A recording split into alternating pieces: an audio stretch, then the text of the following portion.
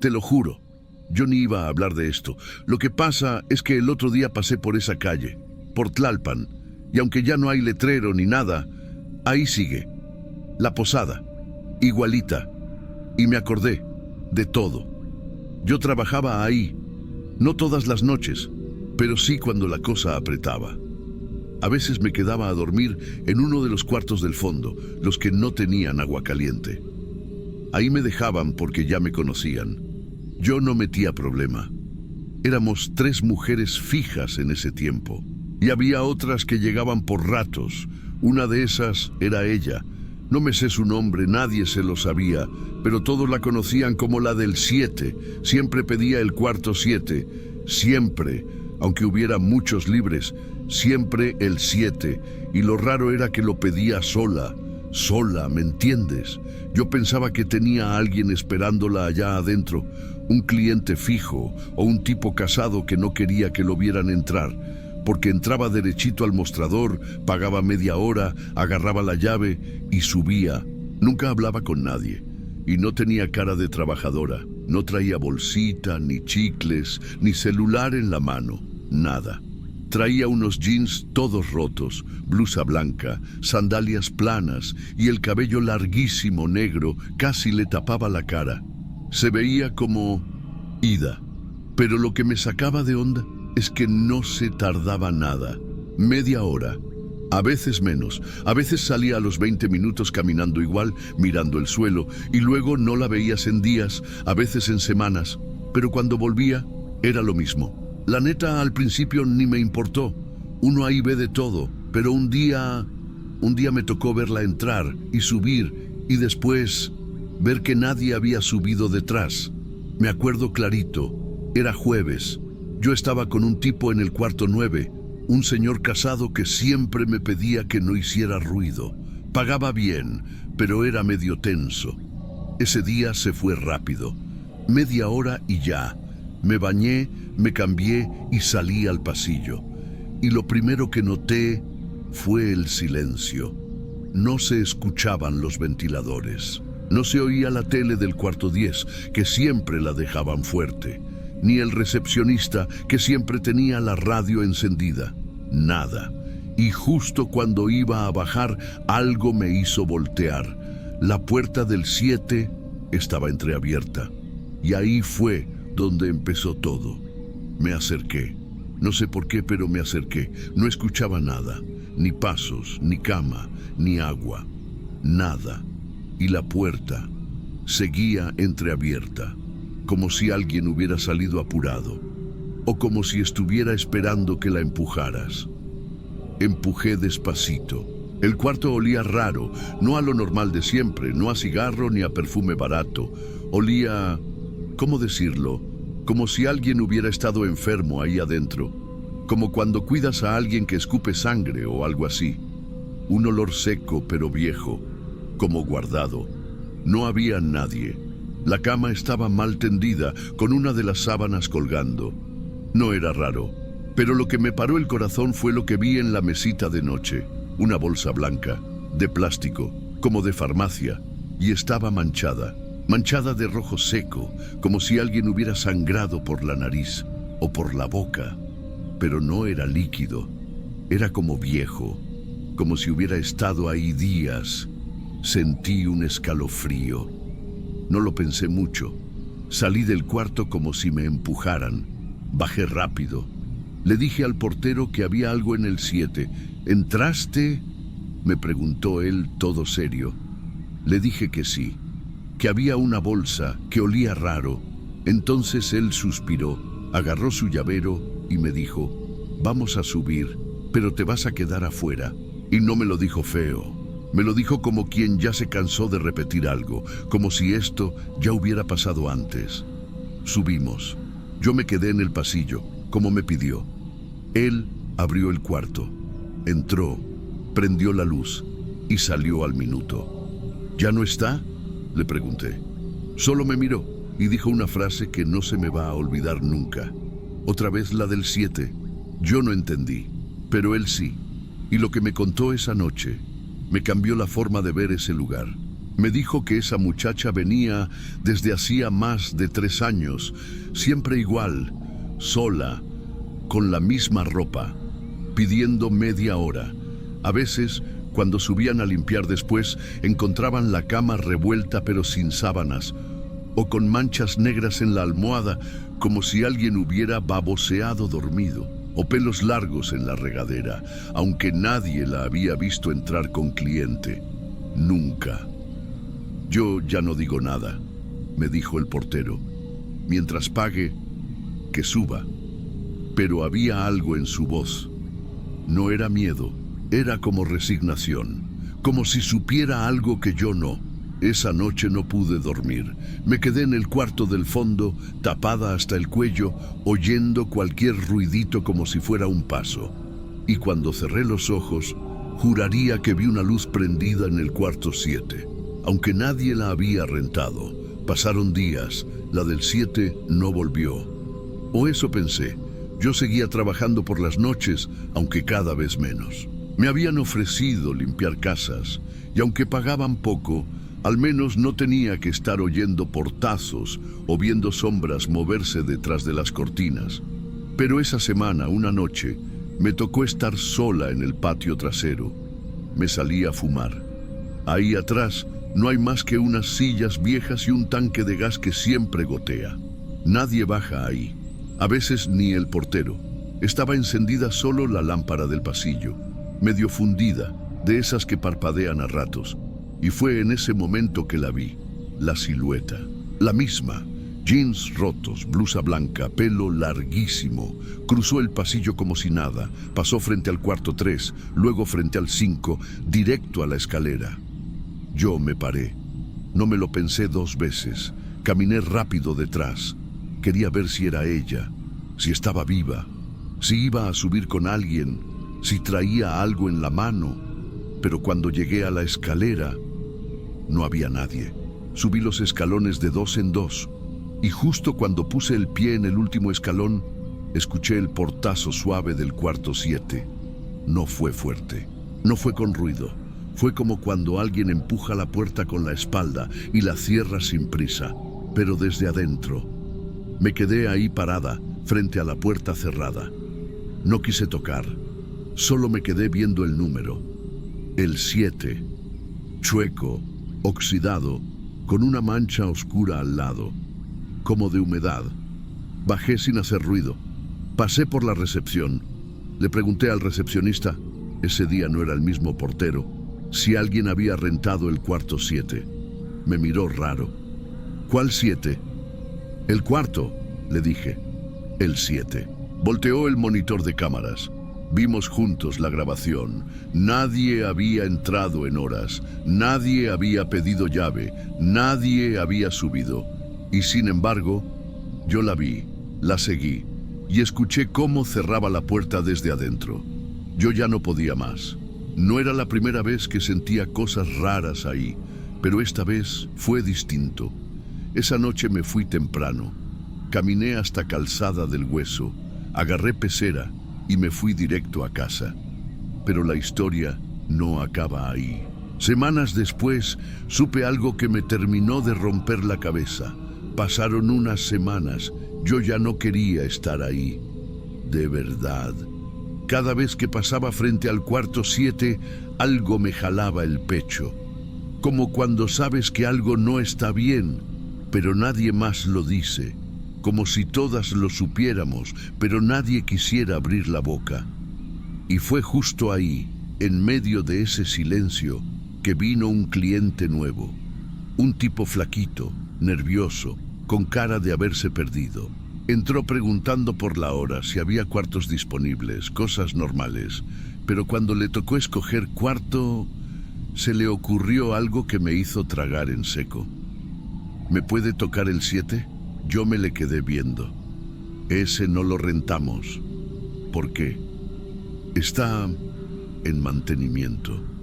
Lo dije sin pensar, sin querer abrir tema, pero él no se tragó la excusa. Me miró directo y soltó la bomba. ¿Es cierto que ahí se quitó la vida una muchacha hace años? Te juro, me quedé helada. No le respondí. Él se rió nervioso. Dijo que lo había leído en internet, que alguien había puesto un comentario, que en la posada Los Nogales, en el cuarto 7, una mujer había hecho algo muy fuerte, algo final. Yo no dije nada, solo le di la llave del cuarto 10, pero en mi cabeza todo encajó.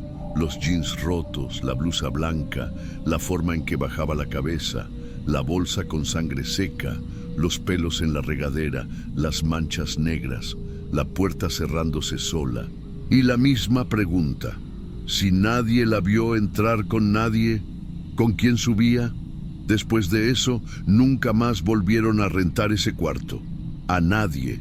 Lo mantuvieron cerrado sin llave visible, como si lo hubieran borrado del sistema. Pero yo sabía que seguía ahí. Lo veía cuando subía a limpiar, y más de una vez, te lo juro, vi la luz prendida por debajo de la puerta, una luz bajita como de lámpara vieja, a veces de madrugada, a veces al caer la tarde, pero nadie tenía la llave, y nadie más preguntó por él. Un año después dejé de trabajar ahí. Ahora limpio casas, me va más o menos, pero duermo tranquila, aunque a veces paso por esa calle, y aunque el letrero ya no está, aunque la pintura se está cayendo, la posada sigue igual. Una vez me quedé mirando desde la banqueta. Era de noche. Había un solo carro estacionado afuera, y vi que una ventana del segundo piso tenía luz prendida. La del fondo, la del cuarto 7. Si alguna vez pasas por Los Nogales y ves que el cuarto 7 tiene luz, no preguntes. Mejor sigue caminando, porque hay clienta que no se van.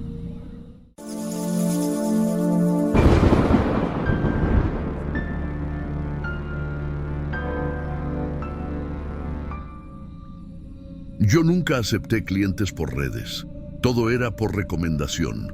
Mujeres que ya me conocían o que venían de parte de alguien de confianza. Siempre cuidé eso. Siempre. Por eso me sorprendió cuando Leti, una señora que había atendido varias veces, me escribió diciéndome que tenía un amigo de toda la vida que buscaba a alguien, discreta, como ella dijo. Me lo pintó como alguien serio, reservado, y con una palabra que me quedó dando vueltas: devoto. No explicó más, solo dijo que era buena persona, muy respetuoso, y que pagaría lo que hiciera falta, que era importante. Le dije que le pasara mi número, pero que él tenía que escribir primero, nada de llamadas. Así lo hizo. El mensaje me llegó un martes, número desconocido.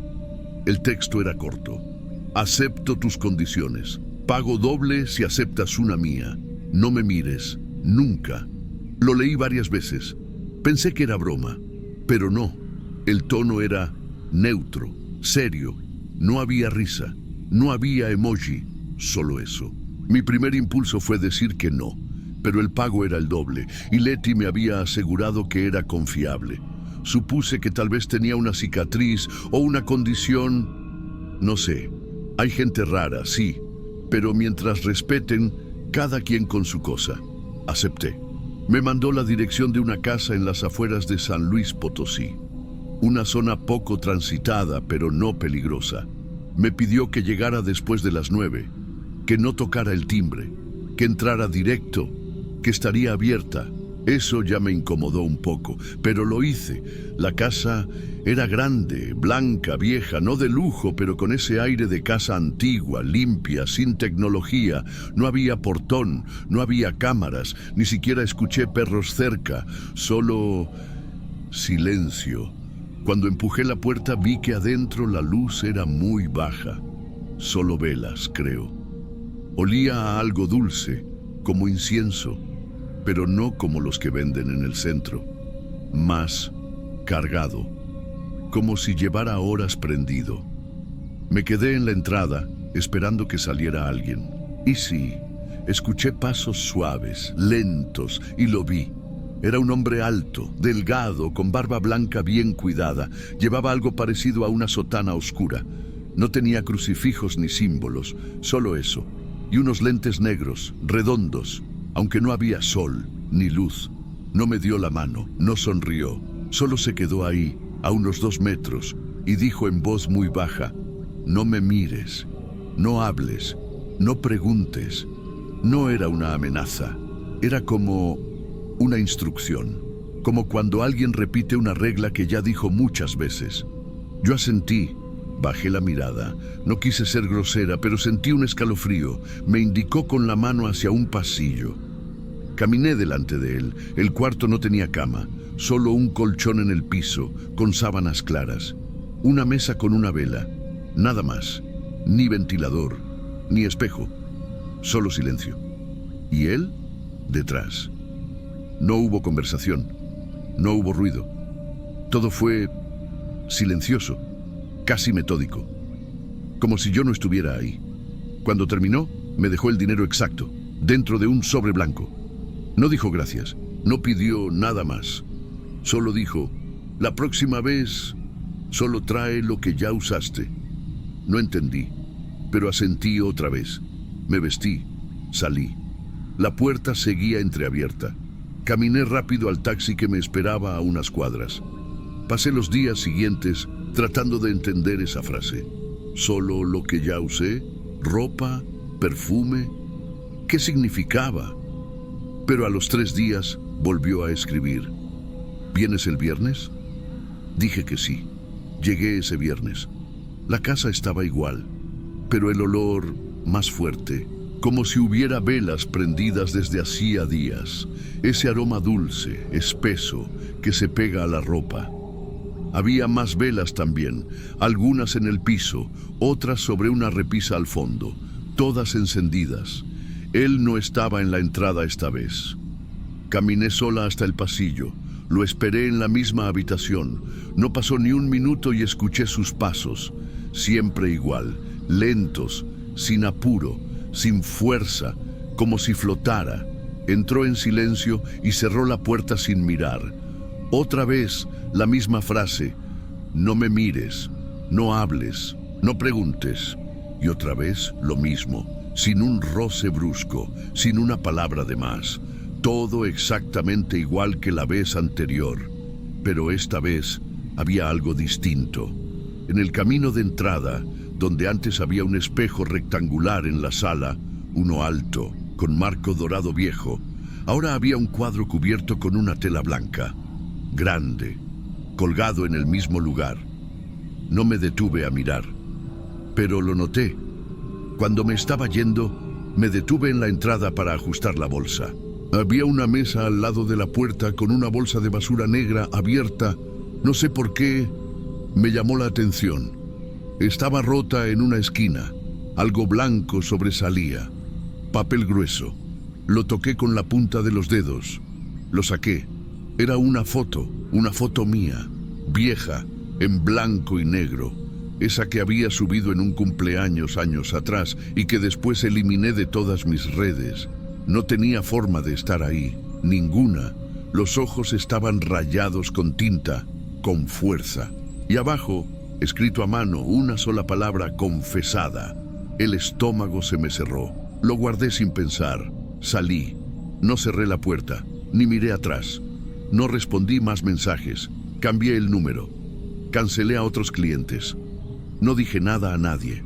Pero una semana después, el primer sobre llegó a mi casa, sin remitente. Dentro, una hoja con un versículo bíblico, uno que hablaba de limpieza, de redención, doblado como esos que reparten en la calle, pero en papel grueso, como de misa antigua. Lo tiré. Quise olvidarlo. 3 días después llegó otro, esta vez sin papel. Solo un objeto dentro, una pulsera, roja, delgada, con una piedrita rota. Yo la había perdido en un hotel en Guadalajara hace más de 3 años. La reconocí porque tenía una mancha mínima en el broche. Una mancha que yo misma traté de limpiar sin éxito. Después llegó una media, de las gruesas, de invierno. Yo no la usaba desde hacía 2 inviernos. La había dejado en la casa de un cliente que ya no vivía en México. No abrí más sobres. Dejé de revisar el buzón. Cambié de casa. Dejé de atender. Hasta hoy no sé si me sigue buscando. Lo que sí sé es que algo me marcó desde entonces, porque nunca lo miré. Nunca. Y sin embargo, siento que él sí me vio de una forma que nadie más lo hizo.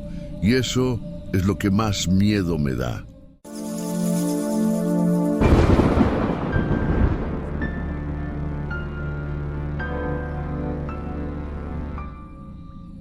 No soy de las que aceptan clientes sin referencias, pero ese hombre tenía algo distinto.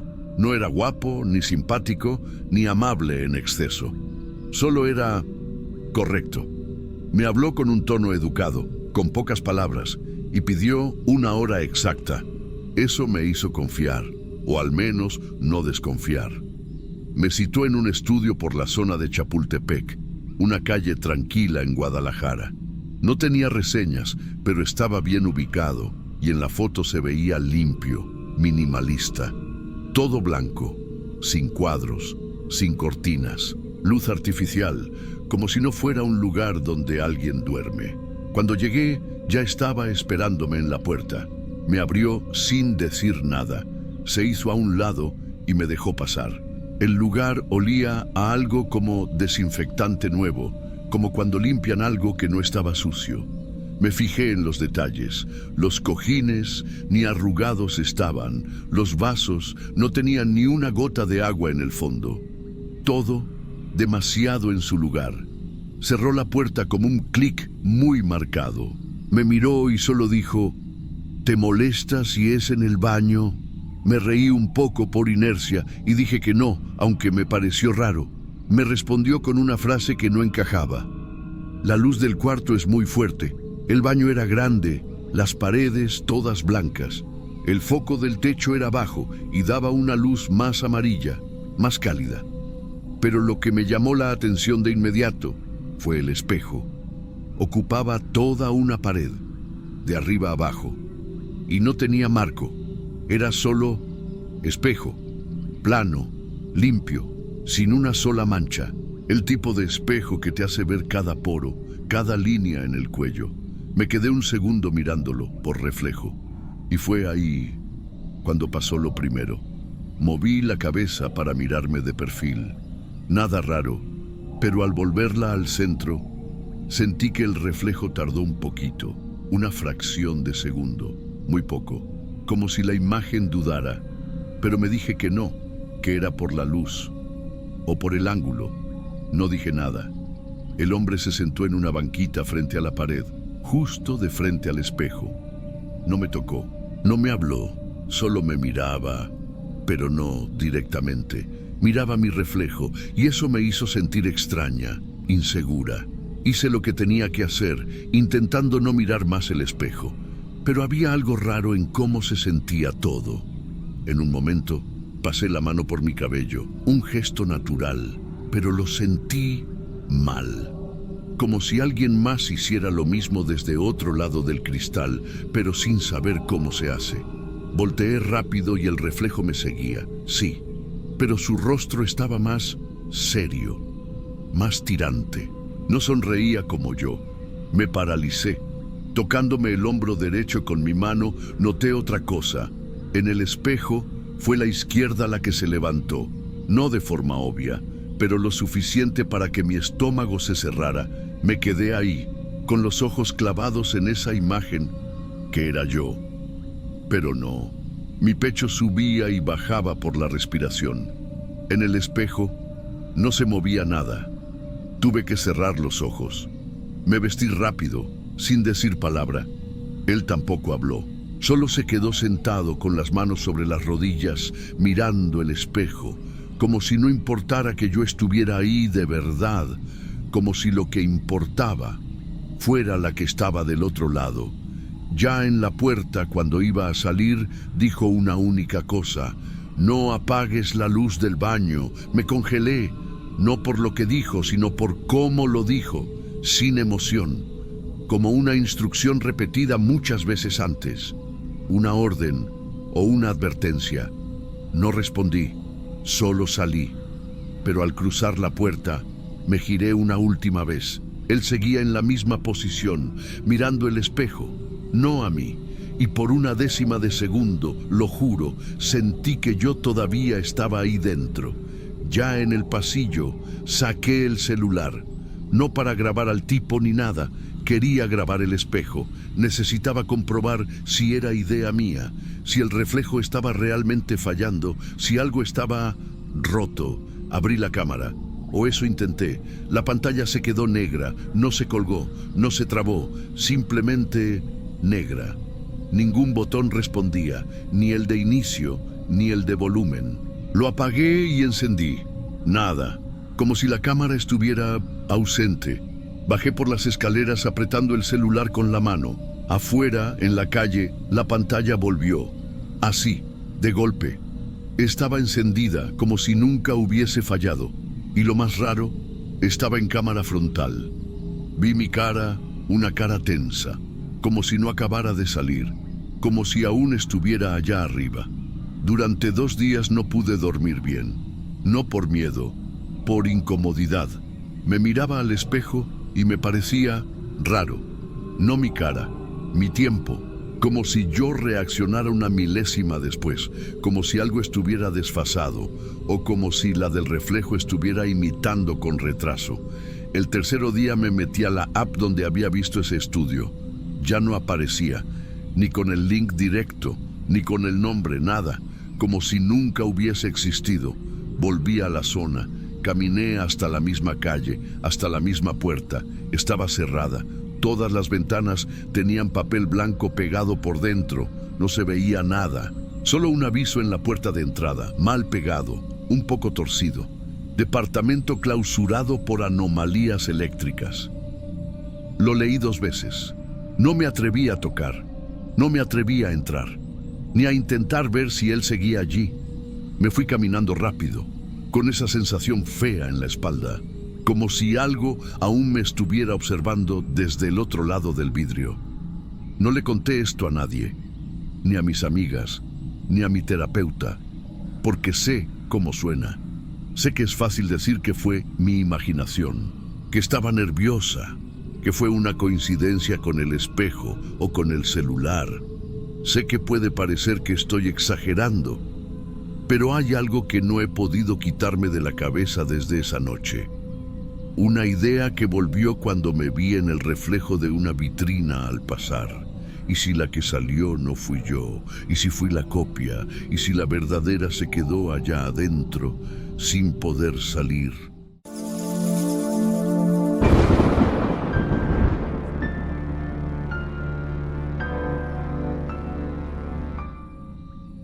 Hay cosas que uno no sabe cómo empezar a contar.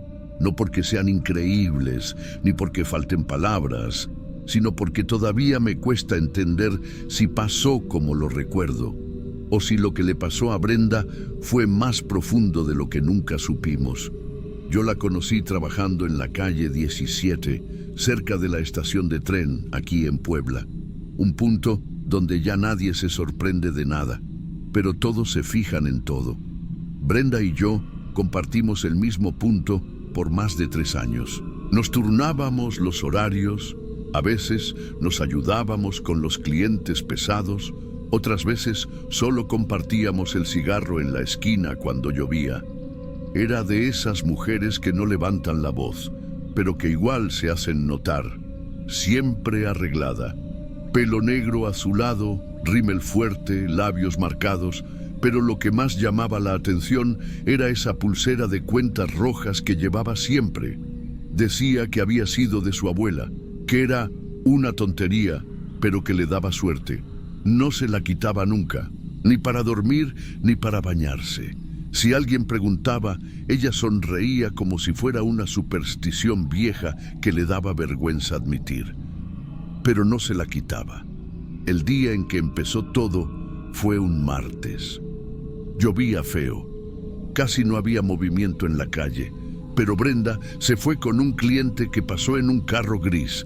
Fue rápido, ni 20 minutos. Cuando volvió, la vi rara, blanca, como si hubiera visto algo que no supo procesar. Le pregunté si estaba bien y solo me dijo, ese tipo era muy callado, y me pidió algo raro. No le dio importancia en ese momento. Solo dijo que al entrar al cuarto, él le pidió que se quitara la pulsera, que le molestaba visualmente. Ella se rió al contarlo, como si fuera uno de esos clientes que se ponen exigentes sin razón. Me dijo que la dejó sobre la cómoda pensando que después la agarraba. Pero cuando terminó y fue a buscarla, él ya se había ido. Había dejado el dinero y desaparecido. Número falso. Nadie supo quién era. Esa noche ya se sintió rara. Dijo que le dolía la cabeza y al día siguiente no vino a trabajar. Cuando apareció de nuevo, 3 días después, ya no era la misma. Lo primero que noté fue el brazo, el mismo donde usaba la pulsera. Tenía como unas manchas, oscuras, redondas, del tamaño de monedas. No parecían moretones, eran como marcas internas, sin hinchazón. Le pregunté si se había golpeado. Me dijo que no, que al principio pensó que era una alergia o que había dormido sobre algo, pero que le dolía y que no se iban. También noté que hablaba más despacio, como si todo le costara. No dormí bien, soñé cosas feas, me dijo. ¿Qué cosas? No me acuerdo, pero desperté como si alguien me hubiera agarrado el brazo toda la noche. Y sí, las marcas parecían dedos, círculos irregulares, como nudos. Pasó una semana y no mejoraba. Al contrario, empezó a fallarle la memoria.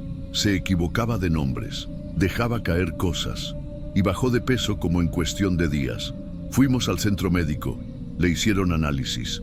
Nada.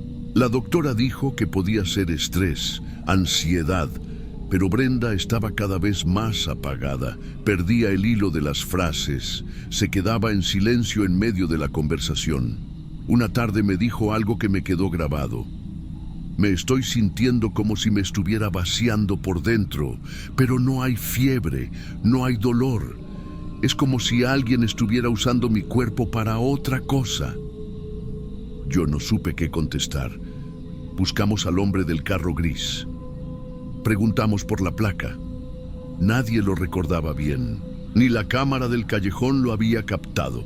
Brenda ya no salía a trabajar. Solo venía a sentarse conmigo a ratos, como si no quisiera estar sola. Una tarde, mientras esperábamos a que dejara de llover, me miró el brazo y me dijo algo que me hizo frío en el pecho. Yo sé que no debí quitármela, pero fue solo un segundo y ahora no sé cómo recuperarla. Yo le ofrecí regalarle otra parecida, pero ella solo negó con la cabeza. No es por cómo se veía, es que esa pulsera era lo único que me quedaba de mi abuela. Me la dio cuando me salí de la casa. Me dijo que mientras la tuviera, nada que no fuera mío me iba a tocar, y ahora no la tengo. Me quedé callada. No supe si estaba exagerando o si realmente sentía que había perdido algo más que un accesorio, y esa fue la primera vez que la vi llorar. Después de esa tarde, todo fue en descenso, no abrupto, lento, como cuando uno ve una vela consumirse sin que el fuego se apague del todo. Brenda dejó de maquillarse. Dejó de arreglarse el cabello. A veces ni se ponía zapatos para bajar a la esquina. Caminaba como si sus pies no fueran suyos. Había días en los que simplemente no hablaba. Se sentaba conmigo y miraba el suelo. Yo la intentaba sacar de ahí, con lo poco que tenía. Le ofrecía café, cigarros, lo que fuera, pero era como si la estuviera hablando a alguien que ya no estaba del todo. Las manchas seguían ahí. Algunas se aclaraban, otras aparecían nuevas. Una vez la vi rascándose el brazo con fuerza. Tenía las uñas hundidas en la piel. Le dije que se iba a lastimar. Me miró como si no supiera qué estaba haciendo. No me duele, me respondió. Eso fue lo que más me dio miedo. No el estado físico, sino cómo lo estaba aceptando, como si su cuerpo ya no le perteneciera. Un día me llamó su hermana. Me dijo que la habían internado. No fue por desmayo ni por crisis. Fue porque empezó a olvidar cosas importantes. Intentó meterse a una casa que no era suya. No reconoció a la sobrina. Se quedó parada en medio de la calle bajo la lluvia, mirando al cielo, sin moverse por casi una hora. Los médicos no encontraron nada. Neurológicamente, todo estaba dentro del rango, pero el deterioro era real. La mente no seguía el ritmo del cuerpo, ni el cuerpo seguía el ritmo de nada. Y aún así, cada vez que la visitaba, ella me preguntaba por la misma cosa. ¿La encontraste? Yo sabía a qué se refería. Siempre era lo mismo, la pulsera. Ese pedazo de cuentas rojas que hasta ese día yo pensaba que era solo una manía. Un día le mentí. Le dije que había preguntado en la pensión, en la lavandería, en la calle, que tal vez aparecía. Ella sonrió, una sonrisa pequeñita, como si le hubieran quitado un peso. Pero después bajó la mirada, se tocó el brazo y dijo: «No importa, siento que ya no está, ni aquí ni conmigo». La última vez que hablé con ella fue una semana antes de que la cambiaran de hospital. Estábamos solas, sentadas al borde de la camilla. Afuera llovía. Ella tenía una manta delgada sobre los hombros y la piel se le veía amarilla, seca. No sabía qué decir, solo quería acompañarla. Y fue entonces cuando me lo dijo, no con drama, no como confesión, sino como quien ya no tiene espacio para guardar nada. Siento que se llevó algo más que la pulsera. Así, palabras suaves, casi como un susurro. Desde entonces, esa frase se me quedó adentro. Nunca supe qué quiso decir exactamente. Su energía, su fuerza, su memoria, o simplemente la última parte de ella que todavía creía que algo la protegía. No lo sé. Lo que sí sé es que después de eso dejé de usar cosas que no puedo reemplazar. No por miedo a perderlas, sino por miedo a que alguien más las encuentre. Y también sé otra cosa. Nunca más vi una pulsera como esa, ni en el Punto, ni en los mercados, ni en ninguna muñeca. Como si se la hubieran llevado, sí, pero no solo para tenerla, sino para usarla en algo que no era para ella.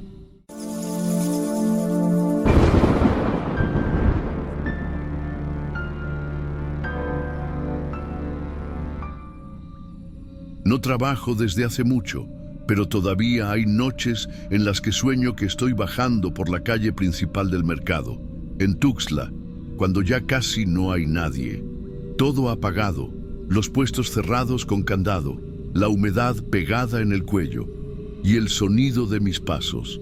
Solo eso. Yo vivía en una pensión barata, a 3 cuadras del mercado. Tenía un cuarto en el segundo piso. No era gran cosa, pero era tranquilo, y la señora que cuidaba del lugar era seria. No se metía en nada. Esa noche no pasó nada raro al principio. Era un miércoles, lento, de esos días en que uno solo quiere regresar antes para bañarse y dormir. Me fui caminando por la calle larga que bordea los puestos. Todo estaba callado. No pasaban carros, no se escuchaba ni un perro ladrar, pero en la esquina había uno. No sé cómo no lo vi antes. Era un perro grande, negro. Estaba parado justo debajo de un poste de luz que parpadeaba, como si fuera a fundirse. No hacía nada, solo miraba. Yo seguí andando, sin dar señal de nada. Vi tantos perros callejeros en mi vida que uno más no debería asustar. Pero este no se movía. Ni un paso, ni un ladrido. Solo me miraba. Doblé a la derecha por una rúa más estreita. En ese trecho no hay postes, solo la luz débil de algunas ventanas con cortinas cerradas. Pero cuando miré para atrás, al final, da rúa. Lo vi otra vez.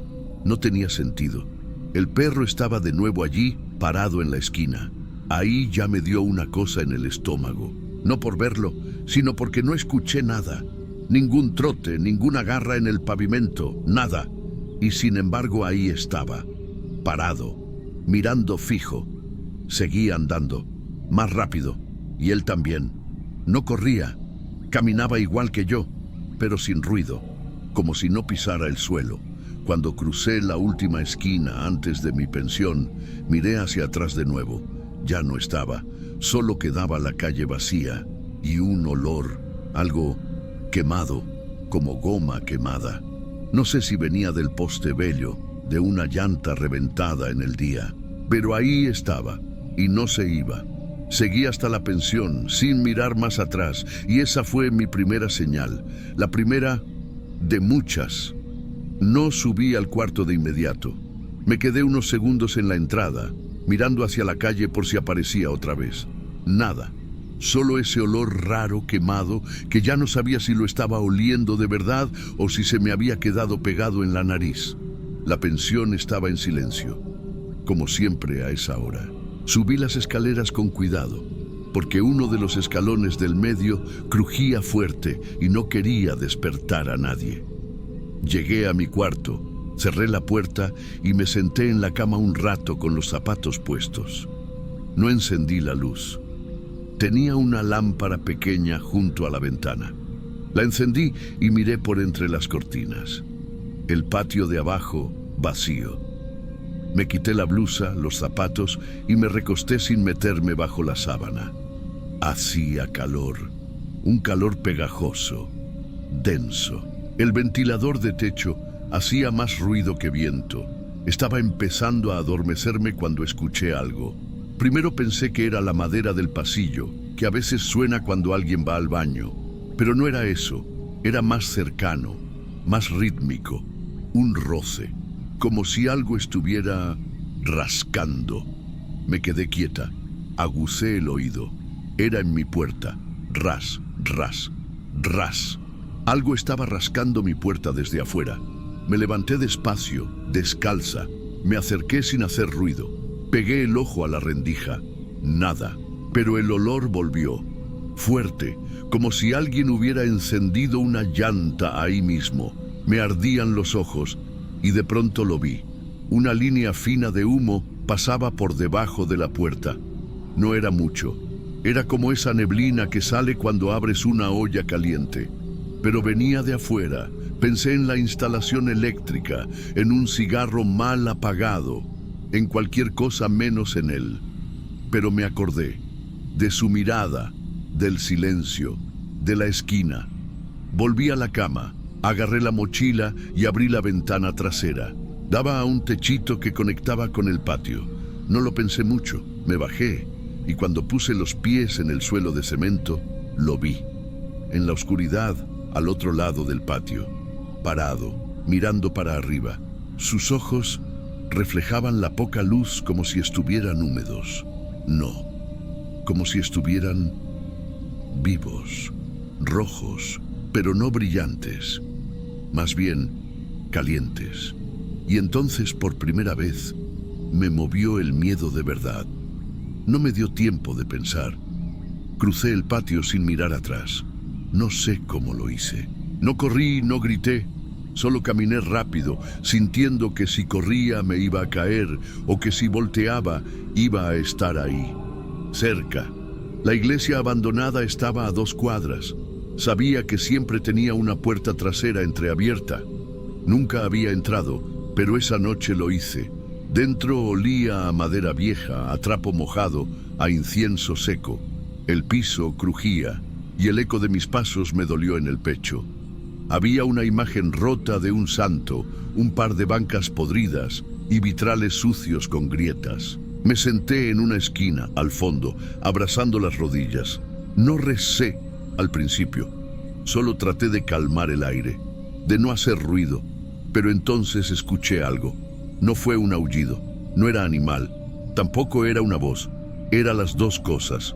Un sonido seco, desgarrado, largo, como si alguien o algo estuviera siendo partido por dentro mientras intentaba pedir ayuda o castigar.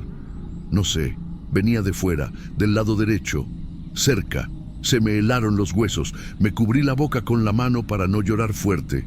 No me moví en horas. Cuando amaneció volví a la pensión. Caminé por calles vacías, en silencio.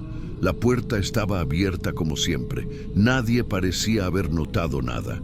Subí, y cuando abrí mi cuarto, todo estaba negro por dentro. Las paredes, el techo, el suelo, quemado. No carbonizado como después de un incendio grande.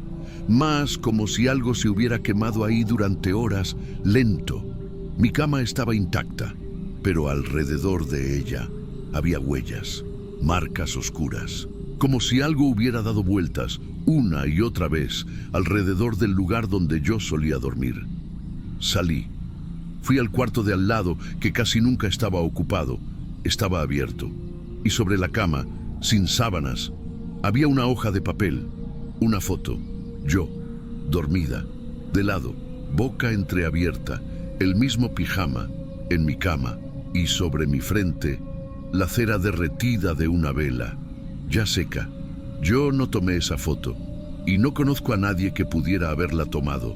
Desde entonces, no duermo con la puerta cerrada, ni con la luz apagada. Nunca supe si lo que me siguió esa noche se fue, o si aún está dando vueltas por ahí, esperando que me acueste otra vez.